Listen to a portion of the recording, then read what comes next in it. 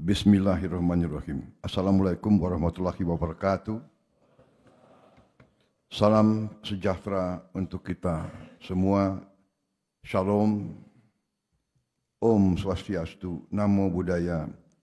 Salam kebajikan.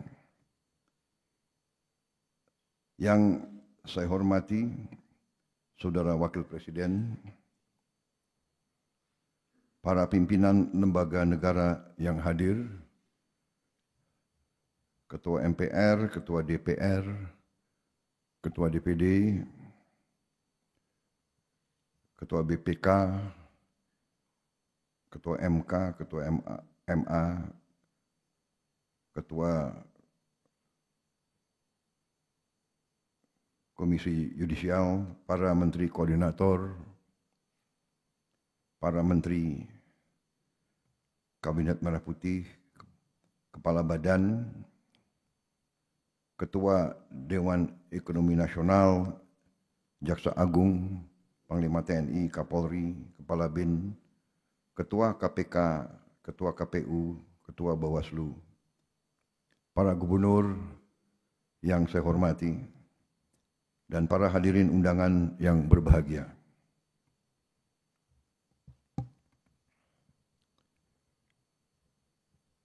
Setelah hampir 2 bulan Kabinet Merah Putih menjabat, hari ini kita memasuki tahap yang penting dalam pemerintahan kita, yaitu acara penyerahan daftar isian pelaksanaan anggaran DIPA dan daftar alokasi transfer ke daerah tahun anggaran 2025.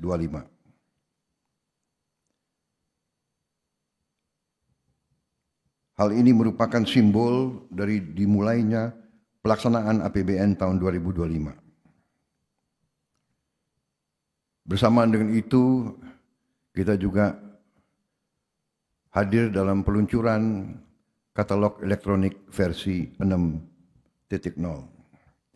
Saudara-saudara sekalian, kita bertekad untuk melaksanakan pembangunan nasional dalam rangka kita melanjutkan upaya transformasi bangsa menuju Indonesia menjadi negara maju, negara makmur, Indonesia Emas tahun 2045.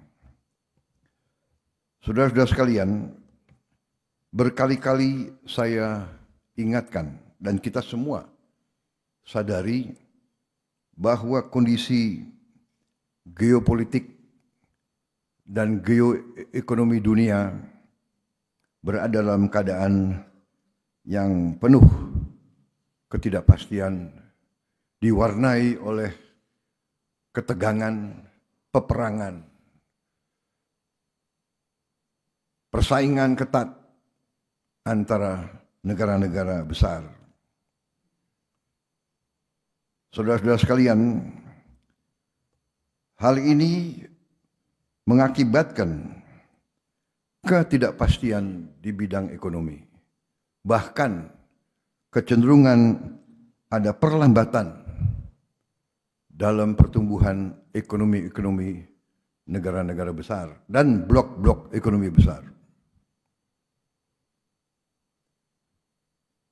Karena itu, kita patut waspada.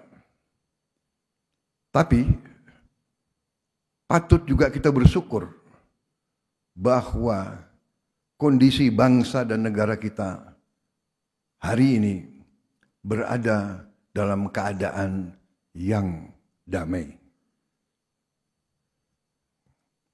Janganlah kita pernah menganggap bahwa kaya dari kita, lebih maju dari kita, lebih menguasai teknologi dari kita, terjadi suatu kondisi yang tidak stabil. Bahkan negara-negara yang kita anggap lebih maju dari kita diwarnai oleh upaya darurat militer, dan ketegangan-ketegangan lain. Bahkan kita harus waspada bahwa setiap saat bisa muncul kondisi yang lebih parah dari kondisi sekarang. Saudara-saudara sekalian, karena itu APBN kita tahun 2025 dirancang untuk menjaga stabilitas, inklusivitas, keberlanjutan dengan kehati-hatian. Kita punya cita-cita yang tinggi, tapi kita harus terus melakukan pengendalian ekonomi secara prudent, hati-hati, dan terencana dengan baik. Saudara-saudara sekalian, belanja negara harus kita lakukan dengan meningkatkan efisiensi, penghematan di semua bidang, mengurangi pemborosan. Kita sekarang dalam rangka kita waspada menghadapi tantangan yang tidak menentu, kita harus ikat sabuk-sabuk kita. Kita harus, sekali lagi saya tekankan, hemat. Kita harus kurangi kebocoran dari anggaran. Saya bertekad untuk memerangi kebocoran di semua tingkat. Dan saya mohon semua unsur, terutama para pimpinan daerah, ikut bersama dengan pemerintah pusat demi kepentingan rakyat. Kita harus jamin setiap rupiah uang rakyat sampai ke rakyat yang memerlukan. Kita tidak boleh lagi toleransi terhadap kebocoran, pengeluaran yang boros, hal-hal yang tidak langsung mengatasi kesulitan rakyat, hal-hal yang tidak produktif. Saya mengajak seluruh unsur untuk mengurangi pengeluaran-pengeluaran yang bersifat seremoni, kurangi yang bersifat terlalu banyak kajian, seminar, dan sebagainya. Sekarang saatnya adalah mengatasi masalah langsung. Saudara-saudara, di berbagai tempat, strategi kita adalah pertama, menjamin ketahanan pangan kita. Saya berkeyakinan tidak ada negara yang aman kalau negara itu tidak bisa menjamin makan untuk seluruh rakyat Indonesia. Karena itu, masalah ketahanan pangan ini menjadi prioritas utama. Dan saya ingin sampaikan di sini bahwa saya berterima kasih kepada semua unsur bahwa kita sampai hari ini berhasil mengendalikan inflasi. Dan kita juga berhasil di tahun yang penuh dengan tantangan iklim, yaitu El Nino, dilanjutkan dengan La Nina, kekeringan berkepanjangan, dilanjutkan dengan sekarang hujan yang juga turun secara bertubi-tubi. Produksi beras kita membanggakan. Ini adalah akibat kerja keras semua KL, juga dukungan dari semua pemerintah daerah. Saudara-saudara, Saya tegaskan lagi, kita harus swasembada pangan. Kita harus punya lumbung pangan nasional. Kita harus punya lumbung pangan provinsi. Kita harus punya lumbung pangan kabupaten. Kita harus punya lumbung pangan desa. Ini adalah kearifan bermasyarakat nenek moyang kita ribuan tahun. Kita belajar tiap desa punya lumbung desa. Semua suku, semua daerah di Nusantara ini. Lumbung desa adalah tradisi nenek moyang kita. Tiap desa harus punya tanah yang diamankan untuk cadangan desa itu. Setiap lereng, setiap bukit, setiap lahan di desa harus kita manfaatkan secara baik. Hanya dengan swasembada ini kita akan aman dan kuat. Swasembada energi juga merupakan prioritas dari strategi transformasi kita. Kita bersyukur kepada Yang Maha Kuasa bahwa kita diberi karunia luar biasa. Mungkin hanya 3 negara di dunia yang sungguh-sungguh dalam waktu yang tidak lama lagi bisa 100% swasembada energi. Dan dari tanaman yang merupakan sumber energi terbarukan. Hanya 3 negara kemungkinan. Brazil, Kongo, Indonesia. Karena itu kita harus pandai manfaatkan karunia ini. Kita tidak boleh lengah, kita tidak boleh malas, dan kita tidak boleh mengikuti kebiasaan-kebiasaan yang mungkin tidak produktif. Saudara-saudara, pemerintah yang saya pimpin bertekad untuk menegakkan hukum. Apa yang diamanatkan oleh Undang-Undang Dasar dan Undang-Undang akan saya jalankan. Semua pelaku ekonomi harus sekarang mematuhi semua ketentuan. Kewajiban kepada negara harus dilaksanakan. Kita harus memerangi penyelundupan. Penyelundupan ini menghancurkan kehidupan puluhan ribu rakyat kita. Saya ulangi, penyelundupan menghancurkan kehidupan puluhan ribu rakyat kita. Kita harus memerangi penyelundupan ke dalam dan keluar. Kekayaan kita tidak boleh kita biarkan diselundupkan keluar Indonesia. Karena itu, selain swasembada energi dan swasembada pangan, saya tegaskan kembali, kita harus melaksanakan hilirisasi. Tidak ada tawaran tentang hal ini. Semua komoditas kita akan kita olah di Republik Indonesia. Semuanya, saudara-saudara sekalian.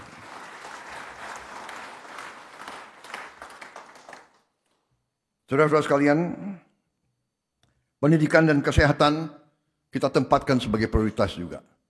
Tadi itu strategi yang akan kita tegakkan dan kita mampu tegakkan. Tetapi kalau saudara perhatikan,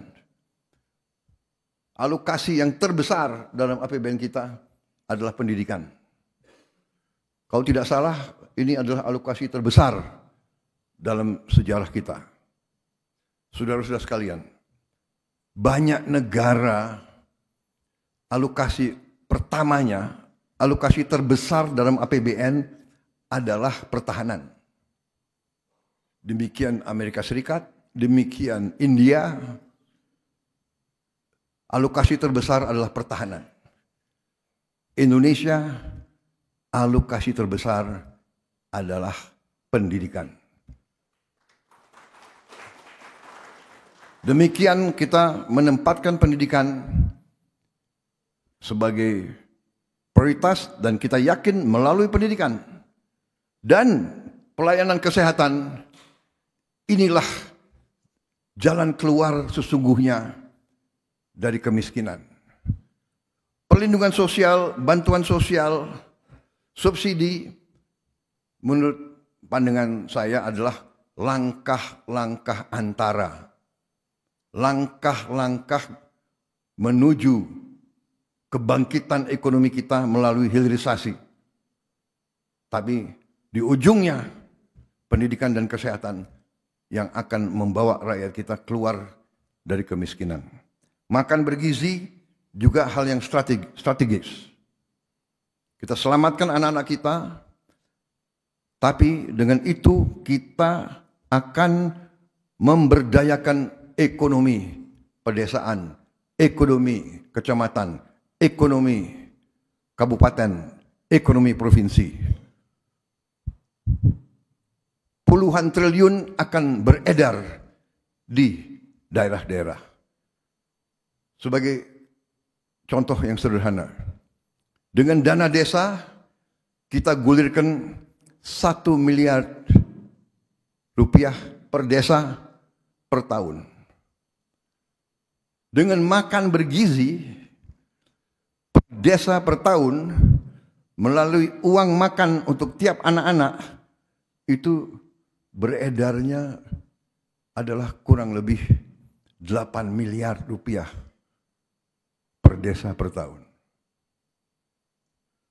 800% meningkat peredaran uang di daerah-daerah. Kita akan balikan yang uang tersedot ke pusat, ke Jakarta, kita balik uang sekarang akan turun ke desa-desa, ke daerah-daerah. Saudara-saudara sekalian, ternyata fokus kita kepada memerangi kemiskinan dan kelaparan itu menjadi agenda dunia. Jadi waktu saya hadir di G20, itu tema dunia. Memerangi kemiskinan dan kelaparan. Karena itu,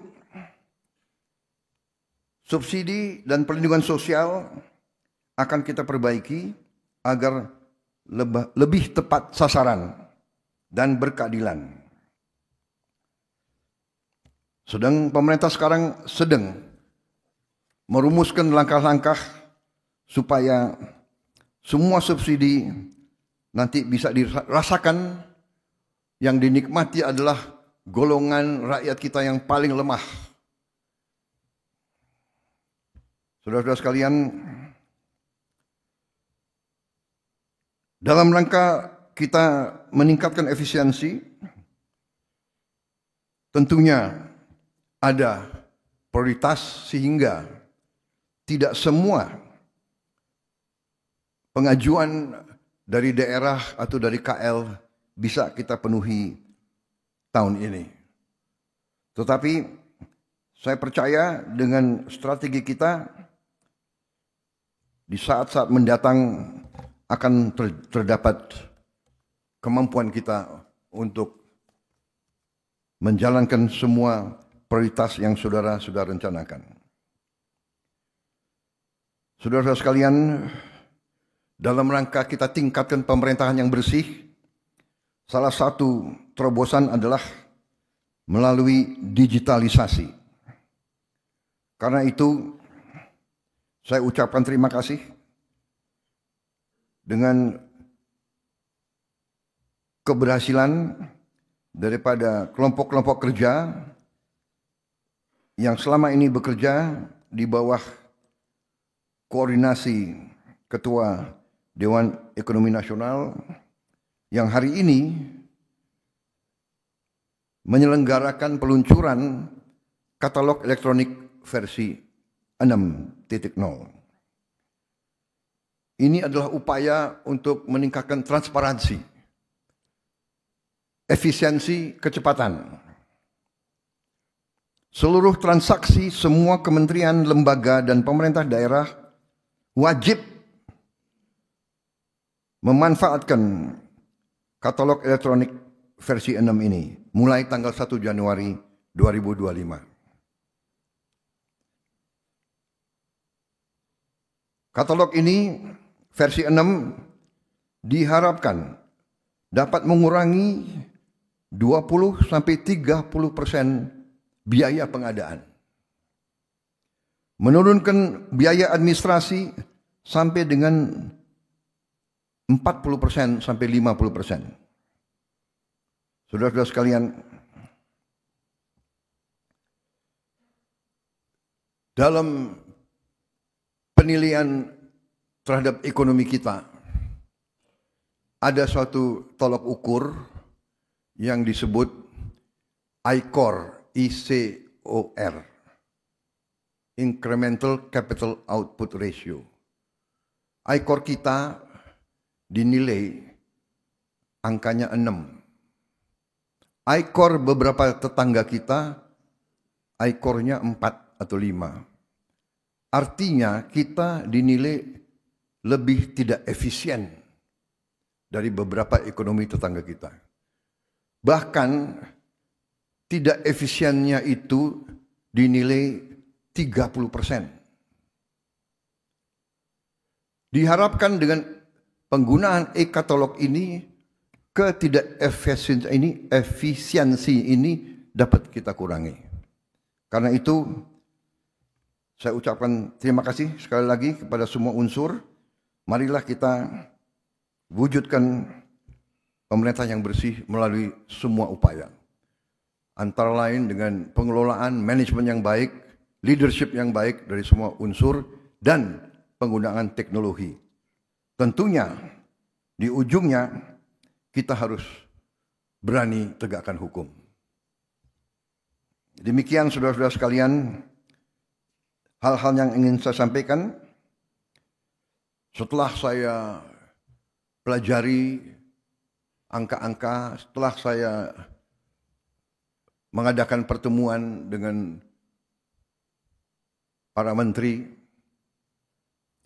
juga kemarin saya ikut dalam rapat di Kementerian Dalam Negeri, bicara dengan, kalau tidak salah, 6.000 pejabat seluruh Indonesia.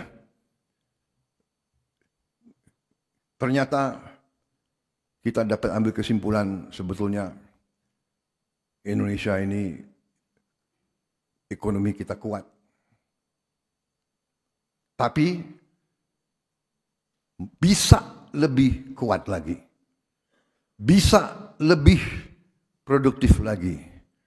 Sangat bisa menghasilkan uang lebih banyak lagi sehingga kita bisa gunakan itu untuk menghilangkan kemiskinan, meningkatkan tingkat kemajuan pembangunan kita. Inflasi yang kurang lebih 1,55%, saya kira sangat jarang dalam sejarah dunia. Sangat jarang. Dan ini sekali lagi, ini adalah hasil kerja kita semua. Hasil bukan pemerintah saya baru 51 hari menjabat. Berarti pemerintah-pemerintah sebelum ini semua berjasa. Saya mengambil suatu pendapat, falsafah pendekatan sejarah. Pembangunan bangsa tidak 5 tahun, tidak 10 tahun, tidak 20 tahun. Pembangunan bangsa itu puluhan tahun. Jadi kita di sini sekarang, kita bisa mencapai ini sekarang, kita akan lebih hebat tinggal landas hilirisasi karena jasa semua pemimpin sebelum kita. Semua yang lukisannya ada di dinding kita ini. saudara-saudara. Karena itu, kita optimis walaupun kita harus waspada. Karena kita kaya, karena kita besar, kita selalu ada pihak-pihak yang tidak menghendaki kita maju. Ini adalah sejarah manusia. Jadi kita waspada. Juga dengan penggunaan teknologi elektronik dan sebagainya, kita juga rawan terhadap gangguan melalui teknologi. Serangan-serangan cyber berjalan. Untuk itu kita harus kerja keras, terutama menghasilkan anak-anak kita yang menguasai teknologi ini, menguasai cyber, menguasai artificial intelligence. Karena itu, saudara-saudara, kita akan fokus kepada pendidikan yang kita sebut STEM, Science, Teknologi, Engineering, Mathematics. Ini akan kita kebut, walaupun bidang-bidang lain pun kita akan bina juga. Demikian saudara-saudara, semoga Yang Maha Kuasa selalu melindungi bangsa Indonesia, dan semoga kita selalu bersyukur, dan semoga kita selalu rukun dan bekerja sama demi anak-anak kita, cucu-cucu kita. Dengan mengucap Bismillahirrahmanirrahim, pada hari ini saya serahkan daftar isian pelaksanaan anggaran DIPA dan daftar alokasi transfer ke daerah TKD tahun anggaran 2025 serta peluncuran katalog elektronik versi ke-6. Terima kasih. Wassalamualaikum warahmatullahi wabarakatuh. Om Santi Santi Santi Om. Shalom. Nama budaya, salam kebajikan. Selesai.